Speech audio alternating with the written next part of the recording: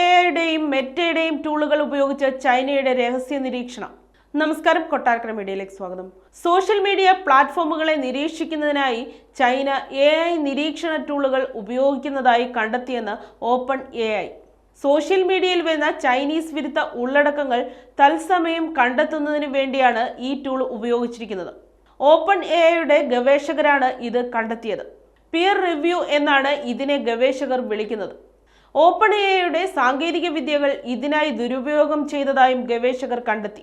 രഹസ്യ നിരീക്ഷണം, computer hacking, വ്യാജ വാർത്താ പ്രചാരണം എന്നിവയ്ക്കായി എഐ ദുരുപയോഗം ചെയ്യപ്പെടുന്നുവെന്ന ആശങ്ക വർദ്ധിക്കുന്നതിനിടെയാണ് ഓപ്പൺ എഐയുടെ ഈ കണ്ടെത്തൽ. മെറ്റ നിർമ്മിച്ച ഓപ്പൺ സോഴ്സ് സാങ്കേതിക വിദ്യയായ ലാമ അടിസ്ഥാനമാക്കിയാണ് ചൈനീസ് നിരീക്ഷണ ടൂൾ പ്രവർത്തിക്കുന്നതെന്നാണ് ഓപ്പൺ എഐയുടെ പ്രിൻസിപ്പൽ ഇൻവെസ്റ്റിഗേറ്ററായ നിമ്മോ പറയുന്നത്.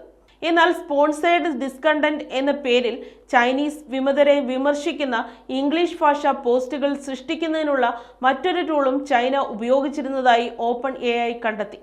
ഈ ടൂളിനായി ഉപയോഗിച്ചത് ഓപ്പൺ എഐയുടെ സാങ്കേതിക വിദ്യയാണ്.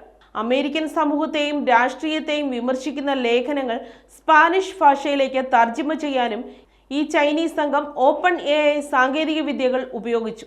പിഗ് ബച്ചറിംഗ് എന്ന് വിളിക്കുന്ന സൈബർ തട്ടിപ്പിനും സംഘം ഓപ്പൺ എഐ സാങ്കേതിക വിദ്യകൾ ഉപയോഗപ്പെടുത്തിയിരുന്നു.